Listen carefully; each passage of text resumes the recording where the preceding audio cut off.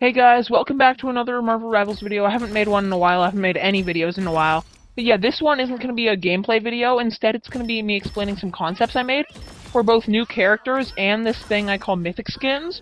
So yeah, let's get right into it. The characters I will be covering are War Machine, Gambit, and Rescue.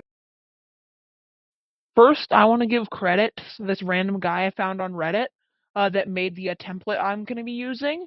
So thank you for that, Ipsum Lorem. Our first character that I made is War Machine. War Machine is a 3-star difficulty rated tank that can temporarily fly and has less defense capabilities than most tanks, but more offensive capabilities. His primary attack is very similar to Star-Lord's primary attack, but it has one special thing where if you're shooting in the high ground, its spread and damage fall off isn't as high. So that way, if you're shooting from high up, basically you do more damage and are more accurate. So you are more offensively capable when you're flying than when you're on the ground. I'll get to how you can fly later. His second attack would be pretty similar to Squirrel Girl's, where it can bounce off walls and explodes. And it would take up ammo similar to Rocket's, where it has two separate ammos for his primary and his second, but you would have to reload if either one of them ran out. But the secondary wouldn't attack too similar to Squirrel Girls. It would bounce 3 times instead of 2 times, but it would also explode after 2 seconds if it doesn't hit anything. Also, it would also deal less damage than Squirrel Girl's primary, though, and it would fire in bursts of 2, like it's being dual weld, similar to Psylocke's attack. Your shift ability would be your flight. Your flight is your temporary flight that's on a meter, like Star-Lord's fly, it's the only meter ability in the game that recharges faster than you use it, so you can use it most of the time if you want to, but you can't always have it up, but you can usually. But it does have a drawback. When you activate it, you deal 150 damage to your shield. What is your shield? Well, let's get to that now. Your E ability is a shield that you can place on people. You place it like Invisible Woman, where you place it on someone, but it stays on them like a strange shield, but it's up at all times. It points in the way they look, and it has 500 health. It regenerates when you don't have it out, like all the other shields in the game. But it also has the effect where if the player is looking away from all enemies, the shield turns around to face backwards to help them get away. You can also apply the shield to yourself the same way Adam heals himself, hitting E when you're not pointed at any ally. So War Machine's ult is based off this scene in Infinity War, where he drops bombs. So the ult starts with you entering a quick flight mode, just like Iron Man's shift. You could then have 2.5 seconds to position yourself before the ult starts, or you can start it early by hitting Q again. You then start to fly forward, leaving a trail behind you as you drop bombs. Each bomb has a large radius and does a small amount of damage, something like 60, and it also lasts for 9 seconds, so it stays there for 9 seconds after the ult ends. And since you drop a bomb every 0.4 seconds, you can drop a large amount of bombs in your ult, and the trail it leaves also slows people down a tiny bit and does 15 damage a second, somewhat like a Cloak and Dagger ult. Your passive is essentially a Namor turret on your back. It attack, but it also gives you bonus health when it attacks, so it's like a way that can help you tank too. But it does take a second to lock onto someone. So and they have to be within 20 meters to lock onto them. When they get 37 meters away, you stop locking onto them. You also have a turret on your E ability. The turret on your E ability only shoots people that are shooting the person that it's on, and it does give shield to you, not them. But it also starts to do less damage when the shield is lower health. And if you put it on yourself, then it won't work. So now let's get to the team-ups. Your first team is with Rescue, one of the other characters I'll be covering later in the video, and it makes it so your shield has 600 health instead of 500, and also makes it so it generates shield or bonus health or over health, like Invisible Woman's shield generates health to a maximum of 100 extra over health. Your other team-up would be with Punisher. It would allow you to press C in order to switch your right click into something that launches rockets instead of launching grenades. The rockets would move faster than the grenades. They also would not fall. although they wouldn't teleport there instantly, they would go there over time, and they would recharge like Human Torch's primary recharges, but much slower. Also, of course, if you want to, you can switch back to the regular grenades by pressing C again. It also automatically switches if you run out of rockets. The next character we'll be talking about is Gambit. Gambit is a duelist that has both ranged and melee options. Before I tell you about Gambit's abilities, I have to tell you about the special resource he has called cards. He has a 48 card deck because it's 50 cards, but he saves the jokers for his ult. All of his abilities consume cards, but they also still have cooldowns. He also uses cards as ammo for his primary and secondary attack. Your first primary is charging cards to be explosive and throwing them. You shoot them at a rate of 2 per second. Every one you shoot consumes cards. It does damage on a hit, but also explosive damage around it.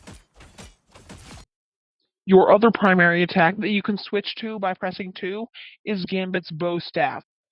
It has the damage of a melee attack, but a slightly bigger radius. When you hit someone with it, it creates an AoE explosion that does not deal damage to the person you hit, but can deal damage to other enemies around them. It also only consumes a card from your deck if you hit the attack. Your right click is throwing 6 cards. It does a big explosion that does knockback and high damage to anyone in it. It also consumes 6 cards. And remember, if you have your bow staff equipped, this becomes your E ability. This next ability is Gambit's Mobility. So you dash forward, throwing 5 cards behind you. This obviously consumes 5 cards. It also explodes behind you and does damage. This might seem similar to Phoenix's shift ability.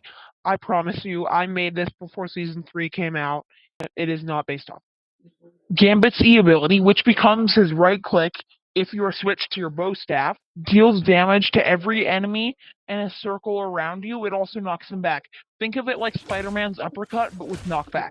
It also consumes 8 cards and has a faster animation if you have your bow staff equipped. The ult and passive are basically a package deal because the ult's power is completely dependent on how many stacks of the passive you have. So I'll explain them both at the same time. So the passive is that whenever you finish a deck and reload while at 0 ammo, so you can't do the passive if you just shoot once and then reload, you get a stack of something called Joker Boost. The Joker Boost lasts until you use your ultimate, and it gives you a 3% damage boost per stack, up to a max of a 45% damage boost. But you can still keep gaining Joker Boost after you get that max 45%. Each stack of Joker Boost after that will keep making your ult even stronger than it already is. Now, the numbers for this ultimate might be very overpowered. It's not up to me to decide the numbers. The devs would do that. But here's the ultimate. When you ult, you start getting a damage boost that is higher than the regular one for each Joker Boost stack you have, with no limit to how high it can be. You also get 1 out of 4 random effects activate every time you throw a card, but you can't have the same effect happen 3 times in a row. The first effect is damage. With this effect, the extra boost you get from the Joker boost would be even higher than it regularly is in the ult. The second effect is slowdown. Anyone damaged by this card is temporarily slowed down by 5% per Joker boost stack to a max of 70%. The third effect is called Domain Expansion. It expands the radius by a certain amount per Joker Boost stack. And the last effect, which is probably a little rarer than the other ones, is called Bonus Health Blast. Basically, every ally in the radius gets 1 bonus health per Joker Boost stack. It does the same damage as usual, but it gives you bonus health too, half the bonus health and damage combined that it did. So that's his ult. Now let's get to his team-ups. Your first team-up is with Magneto. It's called Magnetic Card, and it gives you a wide range of weak buffs. The first one is that your right-click and E now each consume 1 less card and deal slightly more damage. The other effects of the team-up are that the right-click now sucks people into the center of the damage, And you now get a stack of Joker Boost whenever you reach 8 cards left in your deck. You get it immediately. You do not have to reload before getting it. Before I explain this team up, I want to say again, I made these concepts before Season 3 came out. It is not my fault that if they're very similar to Phoenix's team. The team up is with Wolverine and is called Charged Claws. He can press C to activate it, and then whenever he hits someone, it causes a small explosion around them that damages every enemy other than them around them. It lasts 10 seconds, and when it ends, it causes an explosion around them. Also, your Joker Boost stack does increase the damage and length of time the smoke lasts. The smoke is caused by the explosion at the end. So now let's get to the final character of the video, Rescue. Rescue is a support based off one key feature, helping allies escape. She's a flyer, and her primary is basically just like Iron Man's primary, but it heals allies and does less damage. Her right click is by far her most important ability. It lets you pick up allies as long as they are within 8 meters of you.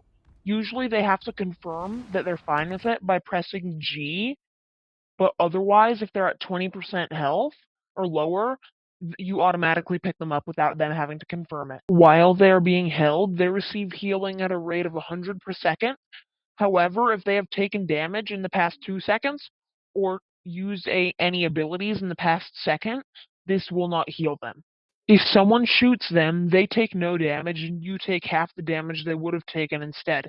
However, if someone hits a headshot on them, they take the regular damage, not the headshot damage, and you don't take any damage. Also, you move at 1.4x a regular character's speed when using this ability, and you can't use your left click, but you can still use your shift ability, E ability, and ultimate. Wow, that's a lot of talking for one ability.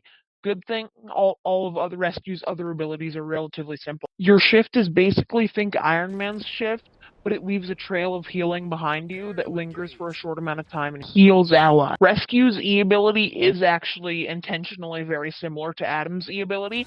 It's like Adam's E ability, but instead of like a line that jumps around people, it's a circle around the person you use it on. So kind of like Ultron's drone, but not. Also like Adam's E, you have 2 charges of it, and if you cast it while you're not looking at anyone, you cast it on yourself. Rescue's ult is kind of like another support ult, but it's more like Mantis's, where it gives slower healing per second, but it's effective healing, so it can become shield or overhealth too, and it has another effect. Rescues being that everyone in it becomes a flyer and gains her passive. So what is that passive, you might be asking? It's called Overboost, and it makes it so you move at 1.2x the speed of a regular character, or 1.4x the speed of a regular character when you have overhealth. It also makes it so your primary deals slightly more damage when you have over. But Rescue has another passive. This one's kind of like Adam's passive and Wolverine's passive, but instead of you reviving yourself, you revive a person that you just healed or you were carrying when they died. If they are a flyer, they respawn next to you, and if they aren't a flyer, they respawn the flat ground nearest to you. So what are Rescue's team-ups? Well, we've already established in the War Machine part that she has a team-up with him, but I've only covered the part of the team-up that gives War Machine a buff, not the part of the team-up that gives Rescue a buff. So let's cover that. Now, whenever Rescue picks someone up, they get access to a War Machine shield with 300 health that they can control by looking around. And yes, it does give them shield, and yes, it does have a turret that gives War Machine shield. Her other team-up was with Namor. It's called Techno Heal Squid.